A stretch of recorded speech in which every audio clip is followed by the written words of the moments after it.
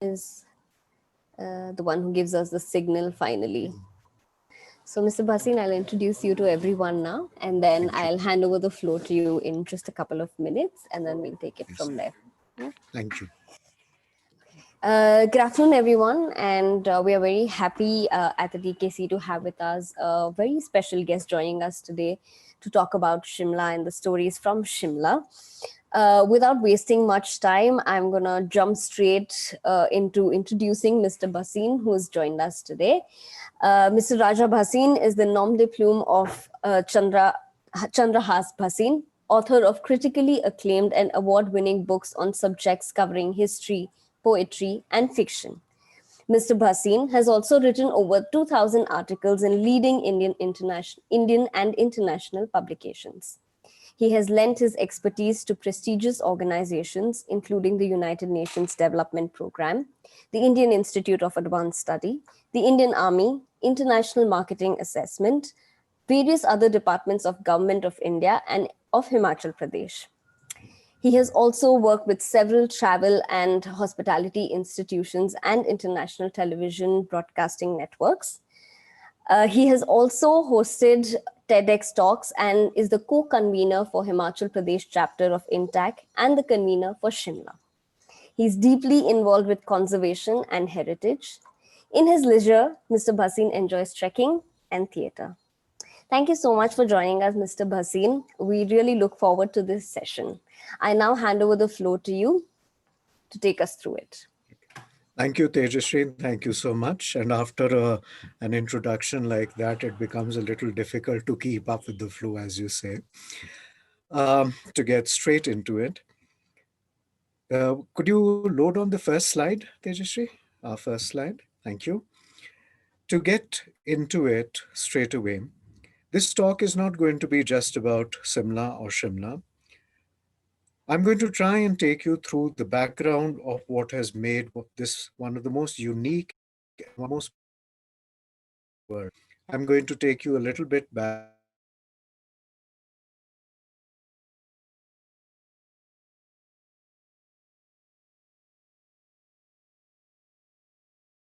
the town of Simla and a little bit about the heritage railway, the Kalka Simla railway line,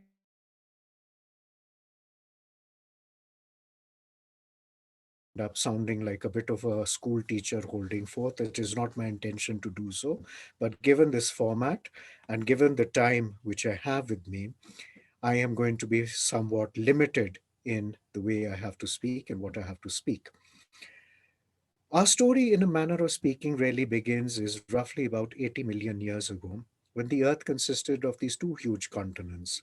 There was Gondwana land down in the south and Laurasia up in the north. A huge chunk of land broke away from northern Gondwana land and started moving up towards the north. It is the force of the impact of that piece which has broken away from the south, hitting the north, which has created the Himalaya Mountains, which you see on your screen right now, as this is a satellite image. The Himalaya Mountains are arguably the world's grandest mountains, most certainly the youngest mountain chain. It is roughly about 2,600 kilometers across. It begins from the Nanga Parbat Massif in northwestern Pakistan. From Pakistan, it flows into India. From India, moves further east into Nepal, moves further into Bhutan, even further into the eastern part of India, into northern Bangladesh, and finally tapers off at the Namche Barwa peak in Burma, in Myanmar. In the western Himalaya, it is a very judicious mix of sunshine, snow, rainfall, which has created an absolutely magnificent terrain. The broadly we can divide the Western Himalaya, which would be the left-hand side of your screen, into four very, very clear geographic divisions. There is the outer fringe of the low rolling Shivalik hills, followed by the middle or the lesser Himalaya, where the town of Shimla, where I live and where I am at the moment, is located. Higher up, we come to the permanently snow clad peaks of the Greater Himalaya, and past the Greater Himalaya, past the snows, we come to a very unusual part of the world, The absolutely magnificent wastes of the Trans Himalaya, which is a cold desert. It never rains there. The climate change is also bringing in rain, which was never there for thousands of years. Uh, it's a part where all the moisture comes from the snows. You can drive perhaps for a couple of 100 miles and not see a blade of grass. Ethereal, lunar-like. It's almost like a moonscape in certain parts of that world, of that part of the world. Within India, these are the regions of Ladakh, Spiti, and Lohal. Culturally, and geographically these are very, very similar to Tibet. And Buddhism, which is a core influence of that part of the world, has flowed in from Tibet. So it's an angular movement going out of India into Tibet and then returning to India in a metamorphosed form. May we have the next slide, please, Tajeshri? Thank you. In this part of the Western Himalaya, the lower regions, the mid regions, it has been geographic isolation which has really determined this area very, very substantially. This was a part of the world where very few people actually came. There was no reason to come here in the sense that life was hard. It may have been beautiful, the terrain may have been beautiful, but you can't live on beauty. You have to eat something also. Agriculture was subsistence agriculture. And as we today know, is that the first set of migrants which first settled these hills came in about the time when the Aryan people started flowing down from the northwestern passes of India, the Khyber Pass and the Bolan Pass, and started moving in across the plains of North India. The people who were already settled across North India, it's one of those age old patterns. The moment people get beaten up or lose their lands in the more prosperous parts of the world, or which are mostly the plains, it's literally head to the hills. This is what has happened. These people escaped that invasion, if you will, and moved to the hills.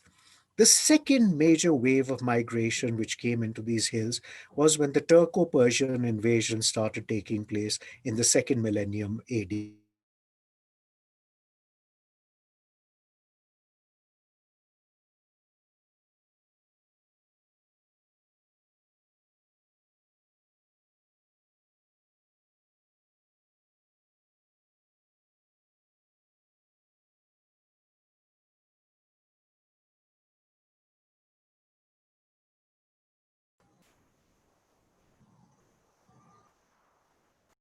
These people started moving from about the 14th to the 16th century. Mr. Basin, I think we lost you in between for a few seconds.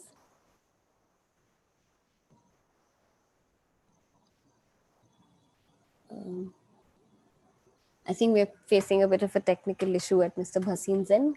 Kindly bear with us. So we are back. Yes, We Mr. back. Basin. Yeah, yes. We were talking about the invasions, and I think we lost you Yeah. there. You lost me at the invasions. So it was these Yes. invasions and the displaced people, the people who were displaced by these invasions, who started moving into the hills. Agricultural remained subsistence agriculture, and there are these terraced fields which are right across the Western Himalaya. Now, if you look at the picture, there are also these pockets of trees within the fields because the mulch which was generated, especially by the oak trees, was highly fertile and helped the fields. At the same time, none of these fields is absolutely flat. They all have a slight slope to them. This is a result because of the monsoon rains and to check water logging that the so that the fields don't get waterlogged. You have a little slope to every single one of them. May we have the next slide, please?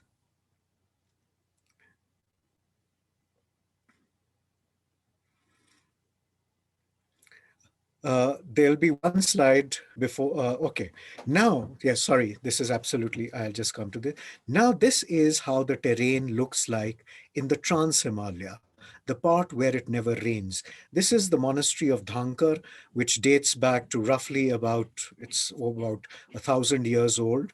And over these these promontory over this promontory and over these rock crevices are these buildings which have come up.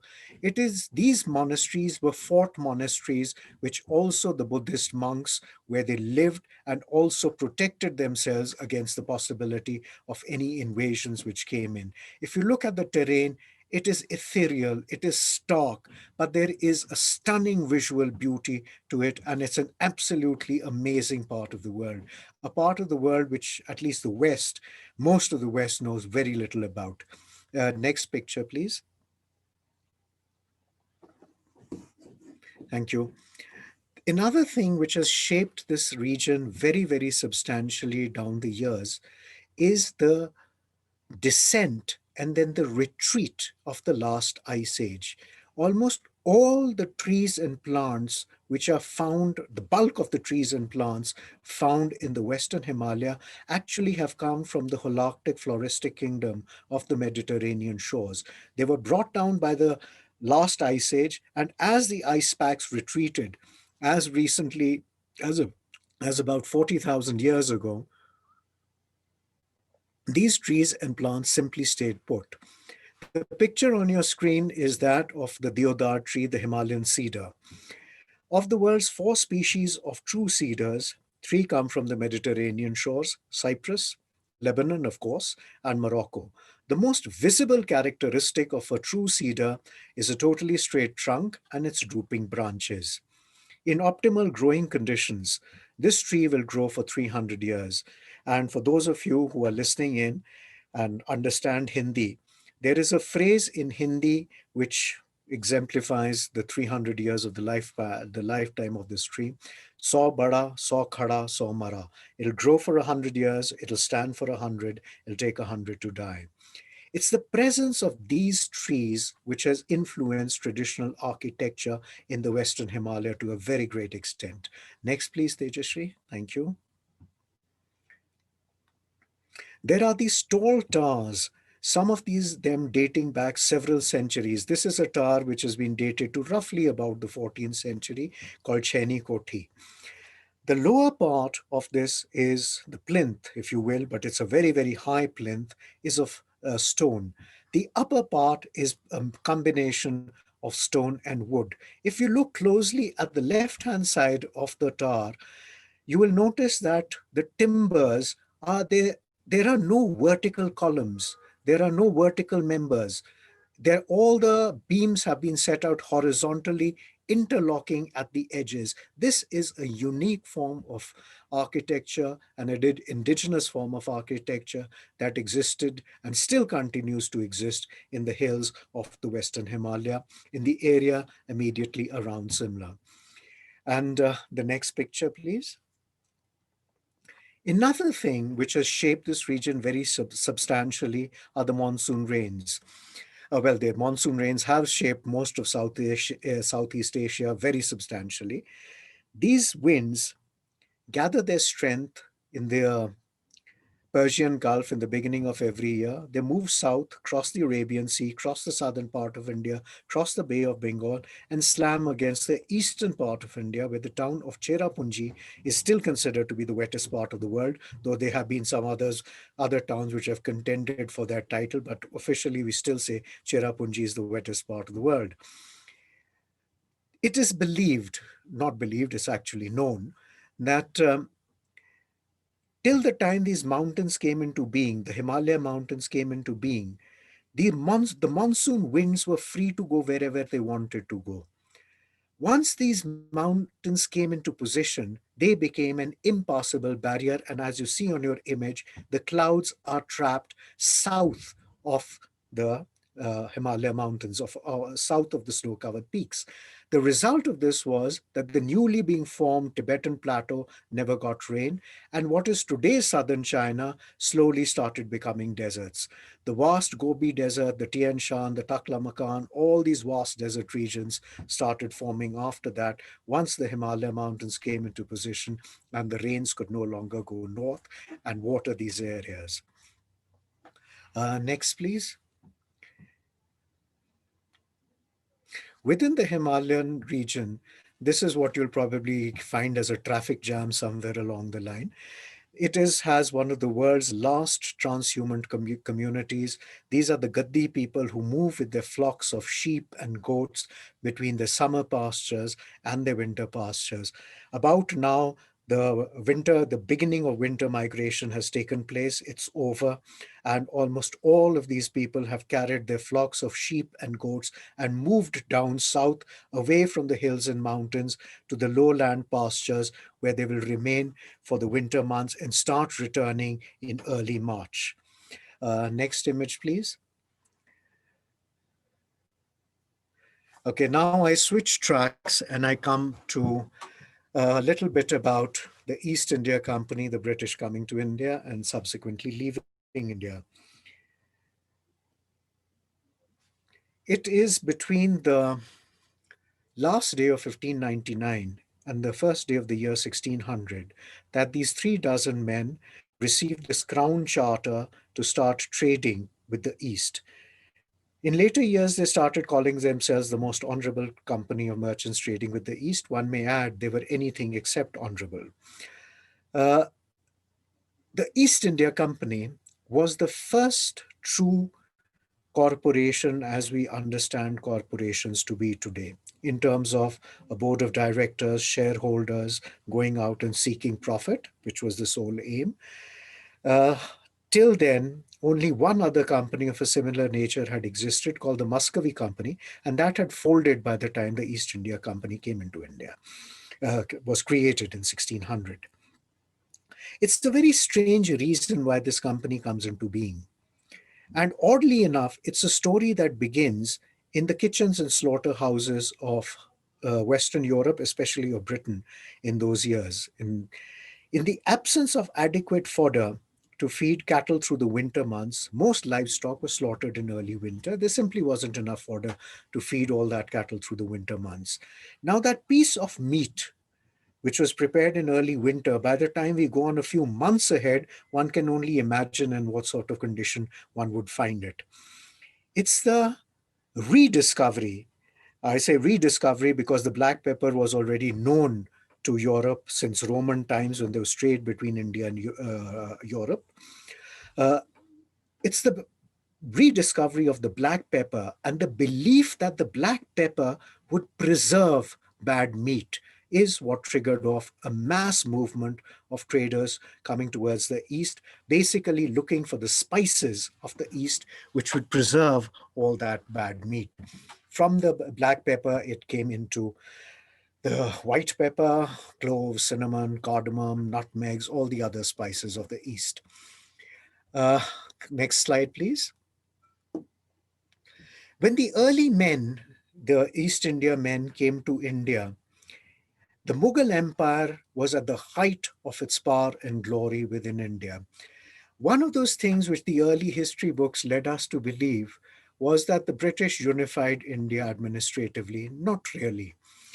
India was under one king, the Emperor Ashoka, 3 centuries before Christ.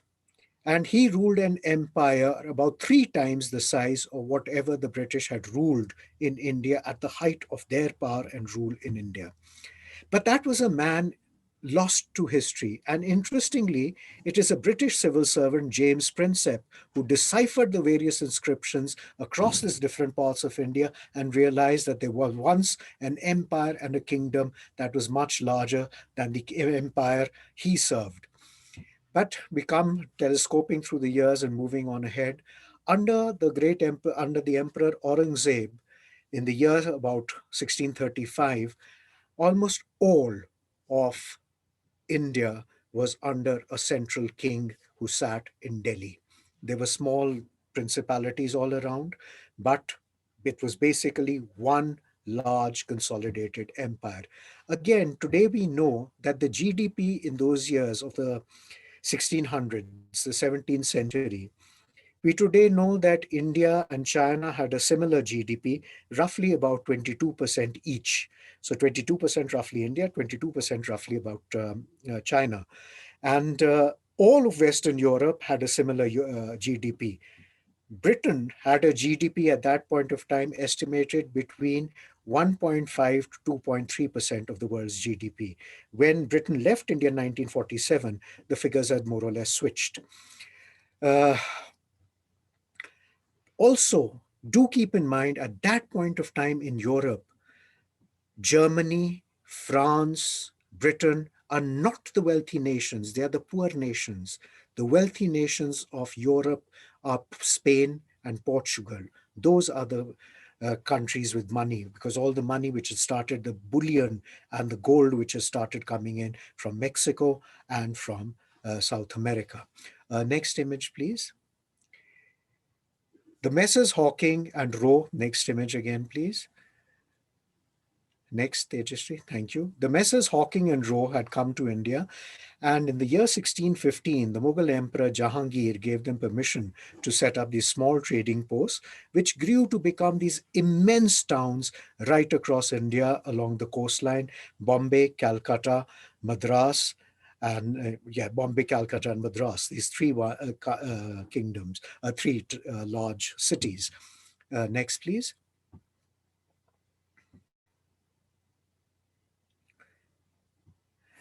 Now, within a few decades of the East India Company coming in, the last image which I showed you, which had a map, was a map of 1635. This is a map of roughly about the 17th century, of the 18th century, now starting from about 1700. Now, within a few decades of the East India Company coming into India, this immensely powerful empire, the Mughal Empire, starts crashing. It just starts imploding under its own weight. There are rebellions all over. Governors start becoming more powerful than the king himself. There's fratricide, there's patricide, brothers are killing brothers. The Emperor Aurangzeb, under whom the Mughal Empire was at its largest, came to the rule after ruthlessly killing three of his brothers, dragging one, Dara Shuko, through the streets of Old Delhi till he died. Now, in this rapidly fragmenting empire, the East India Company found a remarkable opportunity for growth. Steadily, it starts stepping away from trade and starts moving into another thing which is going to provide it the maximum amount of revenue. Next, please. It is Now this is what the territories looked like after the British consolidation in 1857, after the Great uh, Mutiny or the Great Uprising of 1857. Next, please.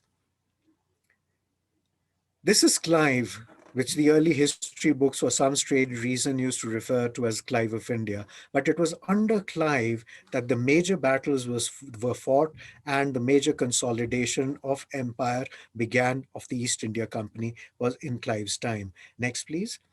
The main thing that happened during Clive's years was that uh, one, he defeated the French, who were also looking for an empire in India. Number two, very importantly, he received the grant, the Divani of Bengal, from the beleaguered Mughal Emperor Shah Alam II. The Divani was the right to collect taxes in the greater Bengal area.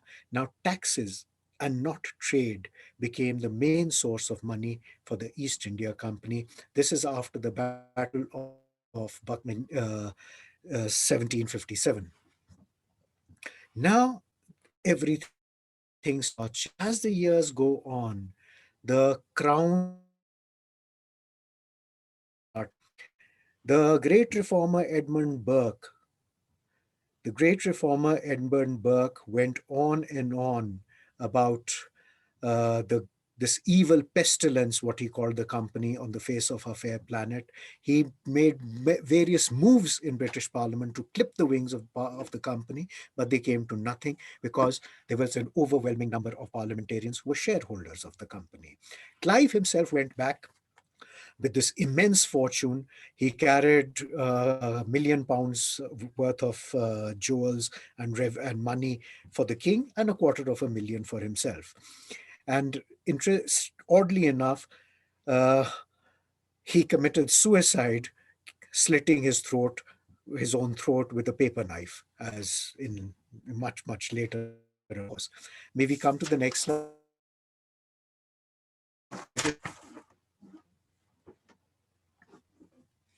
This is the last Mughal emperor, Bahadur Shah Zafar, in 1857 after the Great Uprising.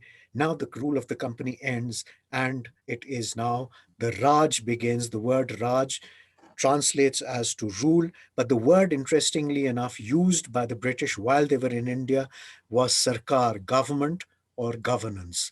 The next slide, please.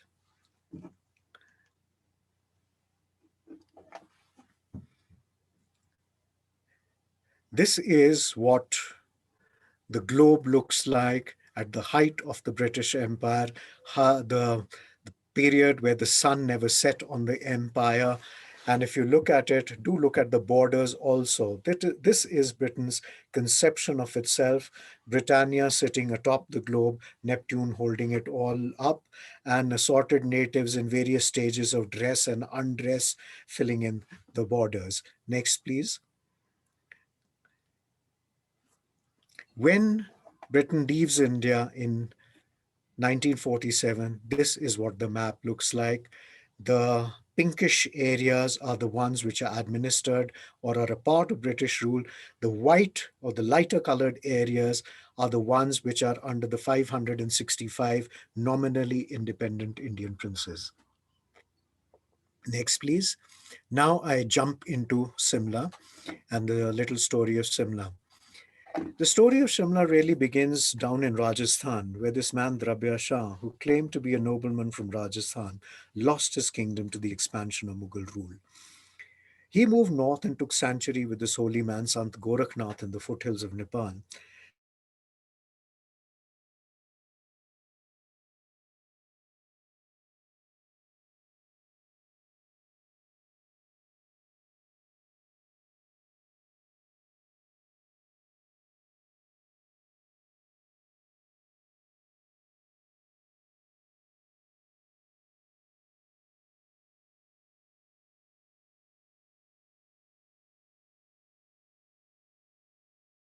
And he started building first invaded Tibet in the closing years of the 18th century. They were sent back partly by Tibet's two great allies, a cold and a bitter winter, and a somewhat more dubious ally, China.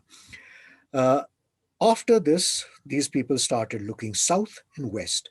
By the years 1807, 1808, they had overrun all the hills which were around the area of Shimla or Simla. In these hills, every single one of the local rulers lost his kingdom.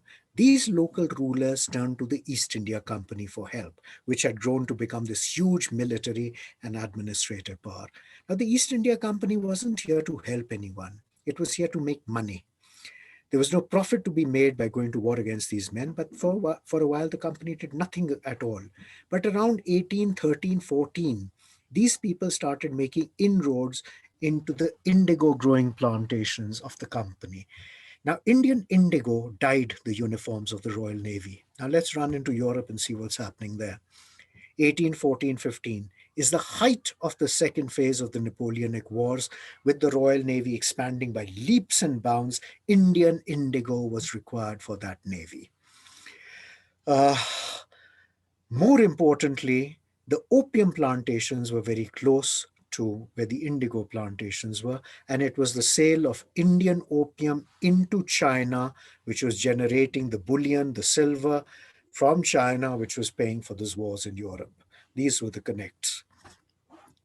Again, to cut the long story short, the British raised four armies to send into the hills. At the end of what were called the Gorkha Wars, certain pockets were retained as military outposts and a sanitarium. One of these being the town of Shimla, which, starting from this obscure tiny little village, ended up becoming the summer capital of British India. Next picture, please. This was Kennedy House, the first house to be built in Shimla in 1822, by a first house to be built by a European, I should say. There was a small village which already existed here, but that was then obscured by the larger colonial town that supplanted it. Next, please. This is, or this building still exists. It's one of the grandest buildings which was built in India by the British, the old Viceregal Palace in Shimla. Now, from this building, 1/5 of the human race was ruled out of this little village up in the hills, which in the early years was connected to the rest of the world by one narrow mountain path, and after 1858 by two telegraph lines. And it was said then that if a tree falls down or if there is a landslide, the government of India is cut off from whatever it rules and does not know what is happening in the rest of empire. And that did happen at times. Uh, this is a town which still retains a substantial measure of its colonial past and its colonial architecture. The next three pictures are of 19th century and early 20th century Shimla. Some of these areas are still very much the same as what they were perhaps 100 years ago. The much of the town has grown exponentially, and in parts of it simply cannot be recognized. Can we have the next picture, please, Tejashree? And then the next, and the next. Thank you. And I think one more. Yes. These buildings still exist. They're very much around, and it's an old lifestyle which still remains here to a very great extent. Can we move to the next picture? I'm coming now to the railway, which substantially influenced what was how Shimla was created, how Shimla was built. In 1903, the Kalka railway line was created. In 2008, it has been given a UNESCO World Heritage status. Of the many stories which are told about this, next picture, please. Of the many stories which are told about this, on this of the railway line and the train, again, the next, please. One of the most interesting ones concerns the tunnel number 34. The man who was charged with making this tunnel, Colonel Barog, had chosen a alignment roughly about half a kilometer higher up the hill than where this tunnel is.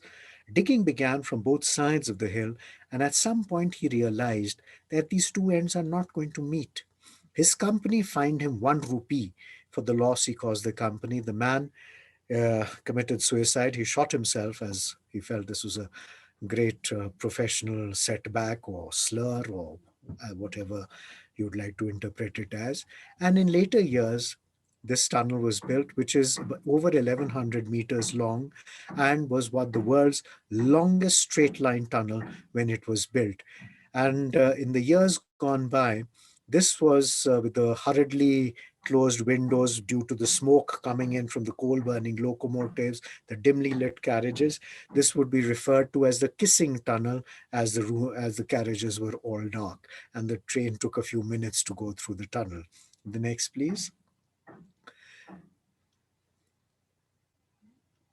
Next slide, please. This is the Barog station, which is still one of the most picturesque. Yes, we can just hold this slide now for a moment, Tejashree. This is the last slide we'll be using, and then I'll be taking questions after this.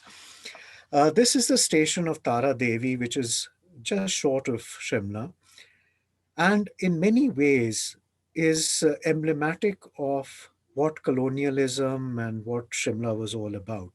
For years and years, if you look at the building just behind the train on the hillside, not the other side, that was the station. For years and years, that was a plague inspection post.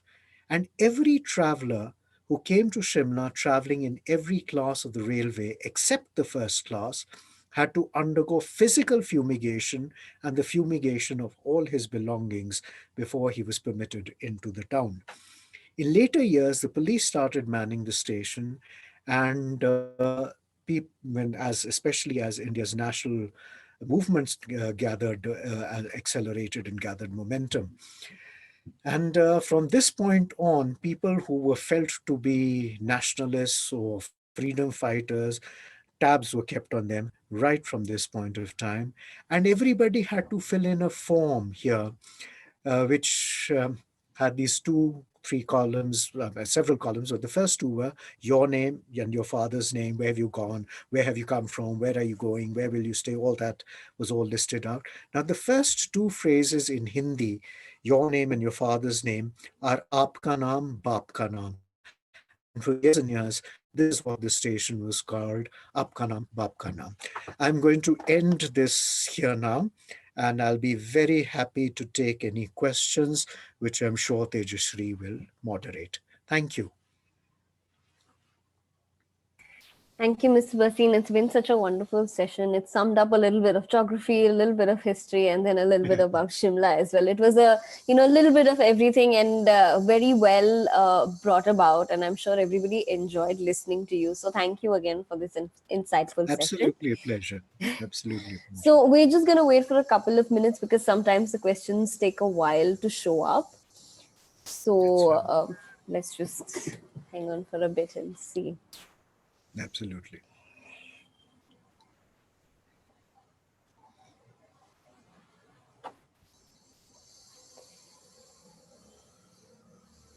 So how's the weather like now in Shimla? You said that it was the best time to visit. Absolutely gorgeous. It's absolutely gorgeous. Spotlessly blue skies, a little bit of a chill in the uh, mornings and evenings, but it's absolutely wonderful. And as I was saying, if you're fond of walking, it's a great time to be walking and trekking. It's lovely. Absolutely. In the meanwhile, also, why don't you tell us about one of the favorite books that you have authored? I mean, in your, personal opinion, which one is your I favorite? I don't would think ask. that, there's an old one. I'm not saying anything original here, but it is an oft repeated one that for a writer to ask him that, it's like asking a mother, which one of your children do you like the most? So that's not, it's not fair. So I'm not going to answer that question. So, okay, And I let me think, rephrase it then. So, which one would you say was the most exciting for you to write, in see, terms of your. the first book which I did was A History of Simla.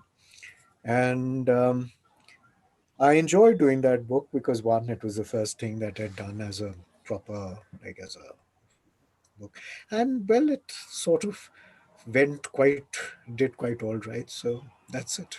Then, and then of course there've been another dozen after that on different things, a couple of coffee table things and what have you, fiction, poetry. So it's been a very mixed lot of stuff. Mhm. I think we've got a couple of questions coming. Yes, we Is that have. Yes. thank you? Hello, Mr. Bhasin. Thanks for this is a question from Farouk. I'm sorry, I missed to say that. This session would be incomplete if we don't listen about your books on Shimla. So maybe you could tell us one specific, I don't know, instance or story that is a favorite for you from Shimla See, that you have written about. do you want to know about what's within the book or about writing the book? What's within the book, maybe? Yeah. Okay, within the book, see now these end up being very long-winded kind of things. So I'm going to choose. Okay, uh, this young boy, A.M. Jacob, came to Shimla in the 1870s. He's supposed to have been born in Turkey, and as a young child poured ink in in the church's baptismal font, and that did what it had to do. It left a smear on every worshipper's forehead. The boy made the mistake of owning up in the confessional that he had done it, and the priest beat him up. The boy ran away from home and reached Mumbai in 1864, unable to speak a word of English or of any Indian language. He was hungry, he was penniless, his money had been stolen. He went near a fruit seller, and the fruit seller thought he's trying to steal the fruit and had him arrested. Now, the magistrate before whom he was produced not only set him free but also gave him some money. Between 1864 and 1875, when this boy comes up to Simla, he had mastered the trade of jewelry, gemstones, and antiques and went into business and did phenomenally well for himself. Now, in a few years later, this diamond was mined in South Africa and it came up for sale. I'm again compressing the story. And Jacob contacted one of his clients, Mehboob Ali Khan, the Nizam of Hyderabad, your neighborhood, and who was the world's richest man at that point of time, and asked him if he'd like to buy it. The Nizam said the basis will be pasand na pasand. I like it, I will keep it. I don't like it, you will take it away. A price of 40,000 pounds was settled on, an immense figure at that point of time, still a substantial figure. Jacob got 20,000 as an advance, found he could get the diamond for 15, got the diamond, spent the other 5,000 pounds here and there, and carried the diamond down to the Nizam. The moment it was shown to the Nizam said, Na pasand, take it away and give me back my money. Now, it was a diamond, it worth 40,000, supposedly worth 40,000 pounds. So Jacob couldn't just sell it overnight or dispose of it overnight to repay the Nizam. And simultaneously, the Nizam filed cases against Jacob on charges of cheating and fraud in the Calcutta High Court. Jacob was acquitted on all those cases, as the judge said that his profit was his own business. But the legal expenses, the dropping away of all his old clients, forced Jacob out of Simla, and he finally died almost in poverty in Bombay in a small pensioners' annex in the Kolaba area, in the Kala Ghoda area of Mumbai, if you're familiar with it. Meanwhile, the diamond was released by the bank which was holding it under pressure from the colonial government that the Nizam has paid its true price, give it to him. And it was sent down to the Nizam, who promptly forgot about it. And it was supposedly found in the foot of an old slipper by his son Usman Ali Khan, who placed it on a gold base and used it as a paperweight. In 1990, as recently as 1990, when the government of India bought the Nizam's jewelry, this diamond was also bought. It's called the Jacob diamond. It's the world's fourth most valuable diamond. That story also begins in Simla. What an interesting story, and how it's strange how connections are made. I mean, you would never think it would end up where it would end up, and wow.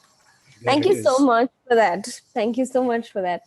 The Absolutely. next question is from Naresh Kumar, and he asks, "What um, are the developments on Kalka Shimla railways after the British left the country?" Actually, none, which is one of the main reasons why it has received the UNESCO inscription, because it is considered to be an extremely authentic historical track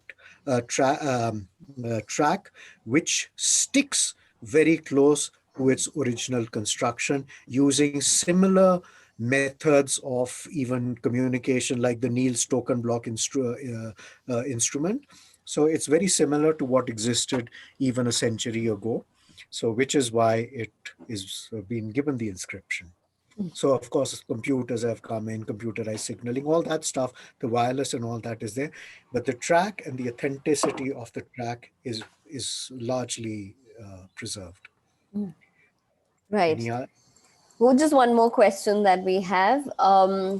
Do you think not keeping Shimla, this is a question from Anurag, and he asks, do you think not keeping Shimla as the capital of the state would have helped it to retain its colonial and old world charm of yesteryears? See, this is a double-edged sword. This is at times we've discussed this repeatedly, that the pressures which have been imposed by it being a state capital have also been enormous.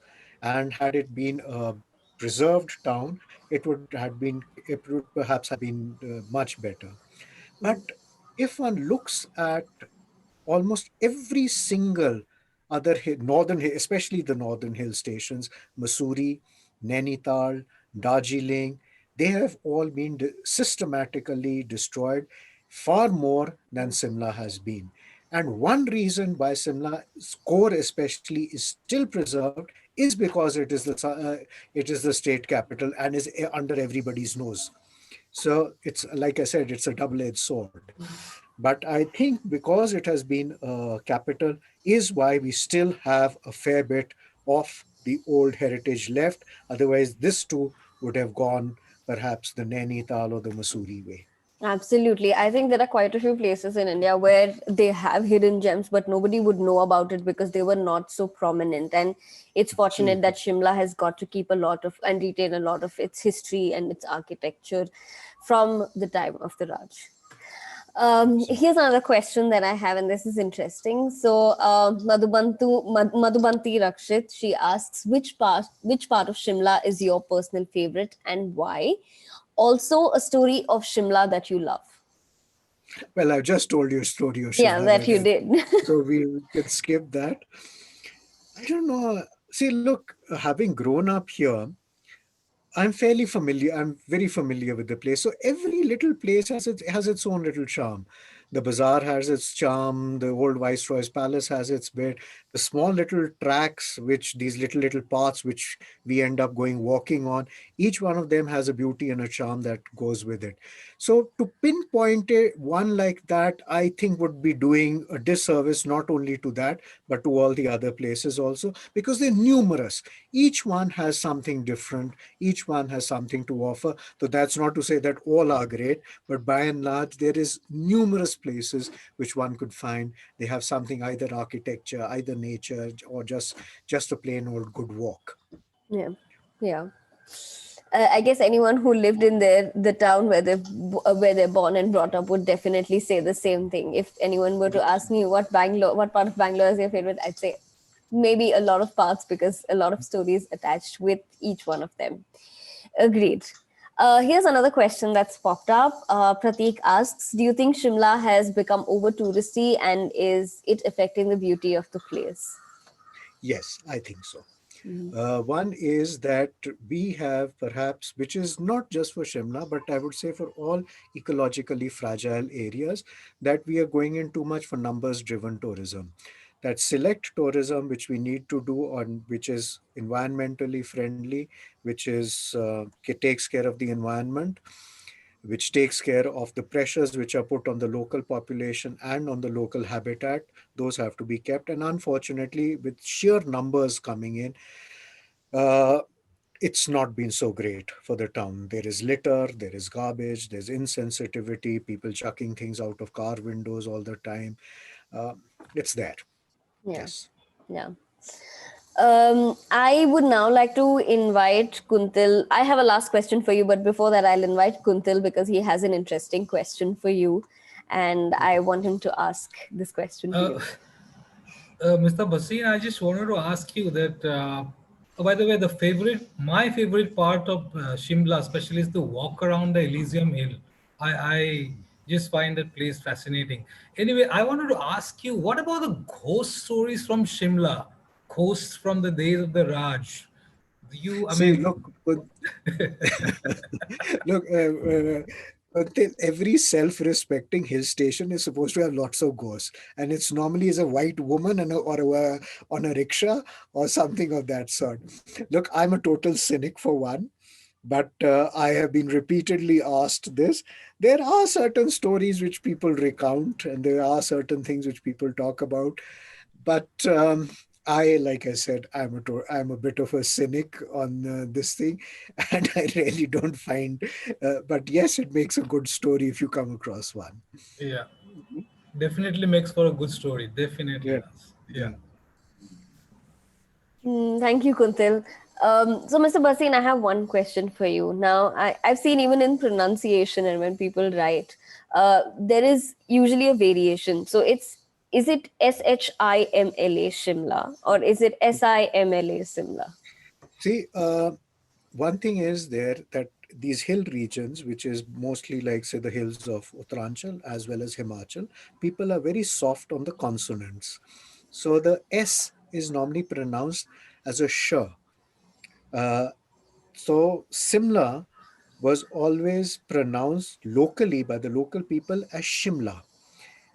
But the earliest records which we have it as Simla. The so to say the authenticated records which go back to travel writer travelogues of the early 19th century. But in keeping with local pronunciation, the official English spelling of Simla was changed in 1982 to Shimla. So correctly speaking, it today will be Shimla. But I have again grown up calling it most of the time as Simla. So I still sometimes I switch between one and the other and try not to make too much of an issue of it.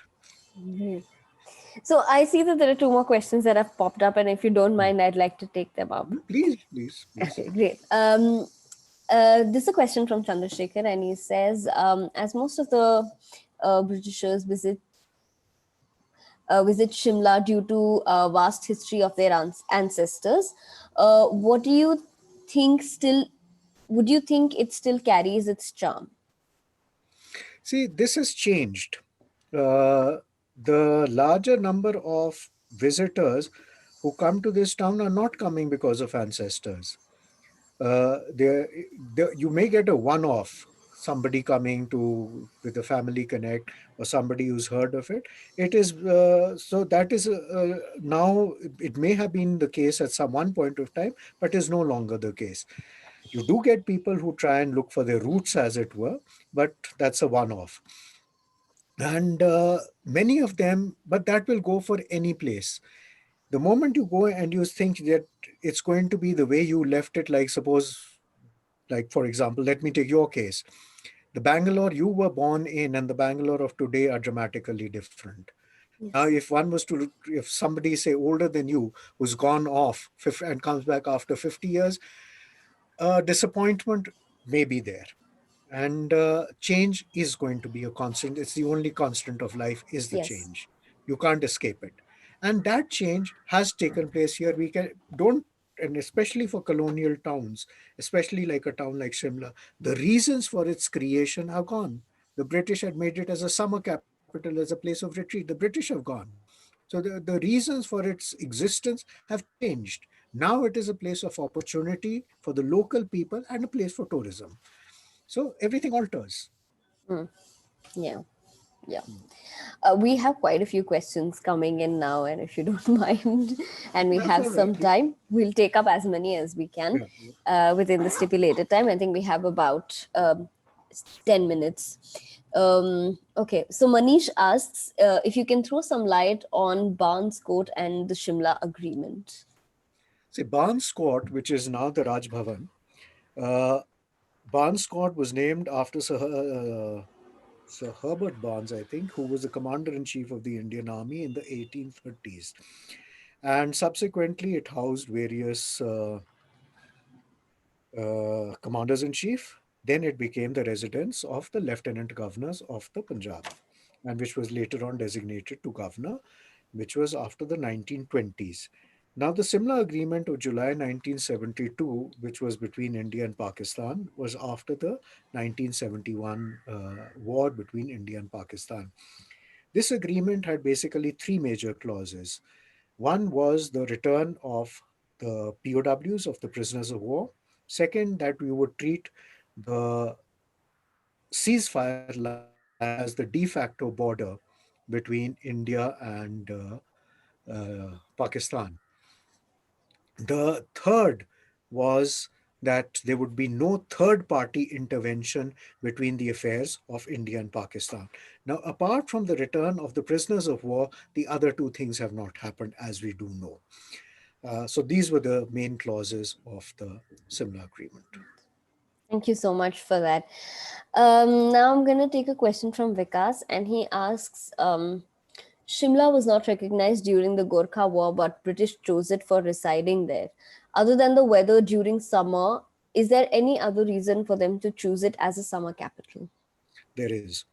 Uh, the reason is that one is capitals are not chosen on account of the beauty and comfort. They are chosen on account of strategy, on account of their location and what it will serve as a capital. Now, if you look at the location of Simla in the context of the map of India, in the years gone by, it was at the head of India as it stood then. The rest of India lay south of Shimla. So that's reason enough for it to have been in isolation, yet at the head of India as it was at that point of time. At the same time, Simla is located on the sixth row of hills as you come up from the plains. It is naturally protected from the east, the west, and the north by the mountains and hills and forests. If an invasion would come, it would come from the south. Those six hills that separate Simla and the plains, each one of them had a major military station and a cantonment with soldiers to cordon off that part. So that is really the main reason. Yeah. Thank you so much. No, I would not have thought of it. Like I would always think that people would they would have chosen Shimla for the sheer beauty of the place. Not really, because if you look at it, Darjeeling is the terrain of Darjeeling is very similar to that of Yes. Shimla. Yeah. Darjeeling is next to Calcutta, which was supposedly the capital. Yes. Shimla is 1,200 miles away, and people would take anything between 3 weeks to a month and a half commuting between one place and another before the railway line came in. So it's a very different point of time. Mm. Do you have any stories from before the railway line came up? How people did travel when they did They come to would Shimla? travel in these fairly mind-boggling combinations of by boat along the first part along the Ganges coming up, the flat bottom boats, the bajros coming there, then elephant back, horseback, camelback, and even piggyback. They'd be carried in on palanquins, palkiyon ke upar, they'd be carried up by people for, and it would take 3 days for people from the foothills town of Kalka to coming up to Shimla, a drive which takes less than 3 hours today. Yeah. So it's a big change. Yeah, it's really mind-boggling to think of the transport back then, especially considering you had to come up all the way and then cross six. It was the sixth of the number of mountains there. So yeah, that's really interesting. It's a big change. It is. So here's another question from Jitendra, and he asks, "Would you? He would like to know about the book Toy Train, and if there is any interesting story behind it which made you write this book." Um, he says that he's got a feedback about this book specifically where people say that they really like it. Okay. Well, thank you so much. But see, I was very involved with with when the UNESCO inscription had to be done for the when the Indian Railways had to submit the plans for to UNESCO for applying for the for World Heritage status. So I was very closely working with the Indian Railways, and many of the collaterals which were developed by the Indian Railways for submission to UNESCO were done by me at that point of time. And later on, when the UNESCO team came into India to inspect the thing, apart from the technical parts, which of course was handled by the railway officials and the people from the railways, the heritage aspects and the things about the town and the rest of it, the government had asked me to be with the team. And so I spent a lot of time with the team. Then in 2008, when the inscription came through, and this is a, I would say, very flatteringly, it was a very big honor given, that I was asked by the government that the inaugural commentary on the first train run will be given by you. So I gave that. So there was an enormous corpus of material which was already with me. And then a lot of friends would tell me, why don't you do another book on this? Why don't you make a small book on this? Make it reader Yeah. friendly. Don't make it complicated. Don't make it technical. So that was the purpose when I did this book. Yeah. How wonderful. I mean, you worked on something so technical. I mean, something that was so specific, and then to come up with a book for it specifically, It I think was that must have been a great journey for you as well. it was. Yeah. Yeah.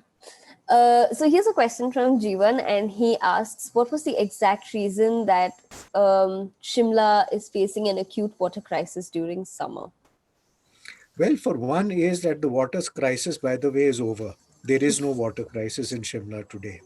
But there was a severe water crisis till about 2 or 3 years ago. And the one basic reason was population. A town which had about handle a population of about 30 to 35,000 today has a standing population of 3.5 lakhs. And there are about 80,000 people who come into work every day and go back to their villages, which are around Shimla. When at the peak tourist season, roughly another 1.5 to 2 lakh people come in. So it's simply the demand and the supply. It was a demand and supply thing, and the systems had not been upgraded for a long, long time.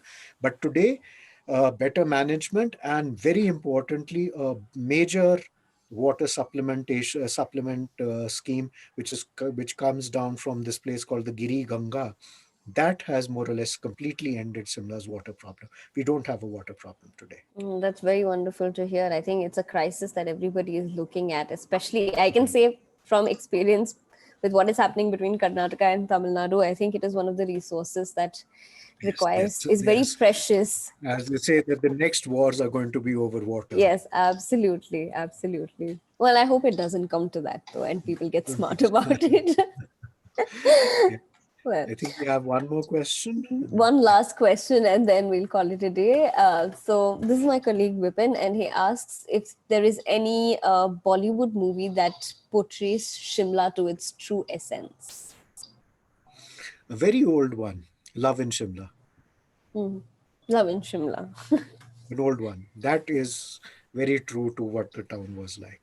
Hmm. But the others, yes, they've used the locales, but they don't have very much to say about the town itself. It's just a setting, a pretty setting for a story. That's Hmm. it. Yeah. So, like, I have to ask this, like many other places that, you know, slowly and steadily, everything is starting to become very modern. Like, people are losing their values and traditions. It's slowly eroding. Do you see that happening with Shimla as well? And what kind of a pace do you think it is progressing? Is it too rapid, or do you think it is?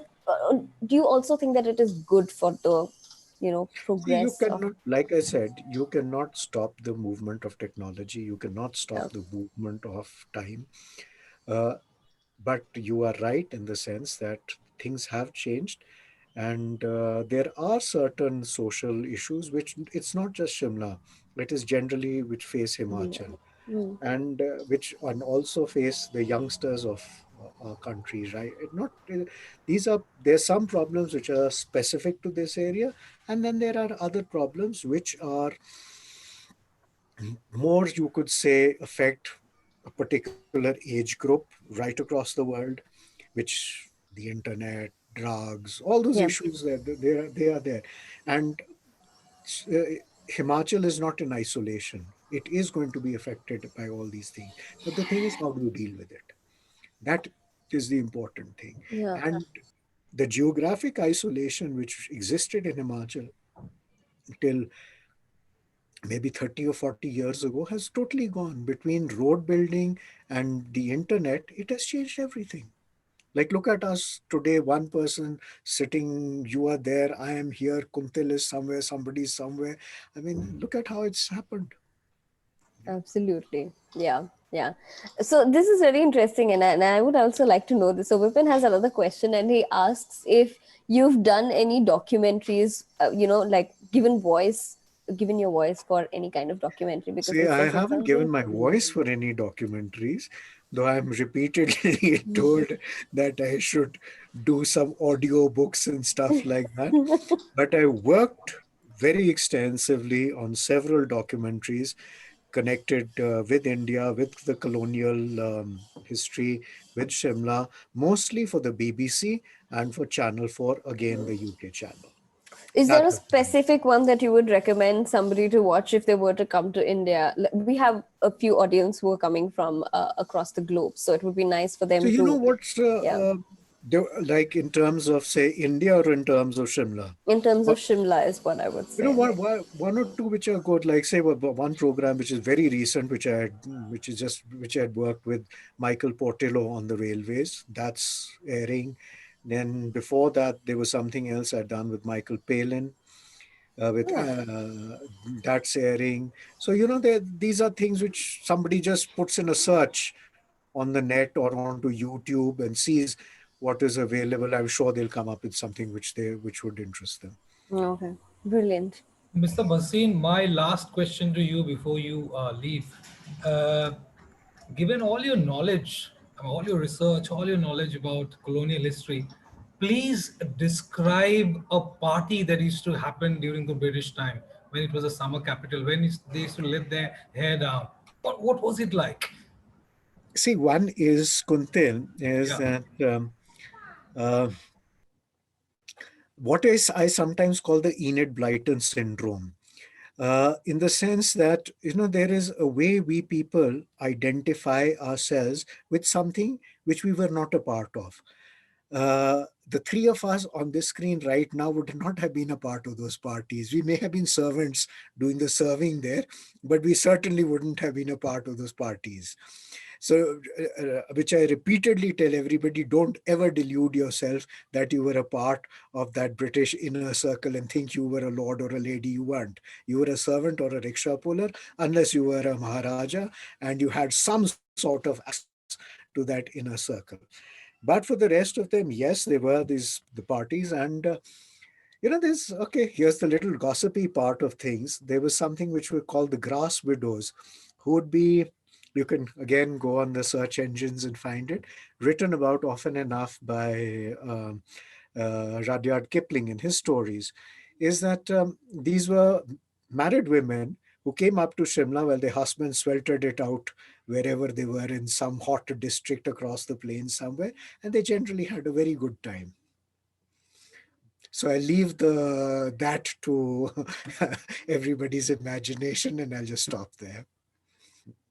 Thank you so much. Absolutely a pleasure. Thank you so much, Mr. Basin. I think we're all out of questions, and it's been such a pleasure having you with us and talk to us through whatever Absolutely you've a pleasure. spoken about. And I'm sure we're going to have you back on sometime very soon to talk about something else. Absolutely a pleasure. Brilliant. So, thank you everyone for joining in, and please fill in the polls. We're going to launch that now. It helps us do better. Once again, uh, thank you to Mr. Basin for joining us, and we hope to see him again soon. Thank you. Thank you, and bye bye. Bye Bye. bye. Bye bye. Bye.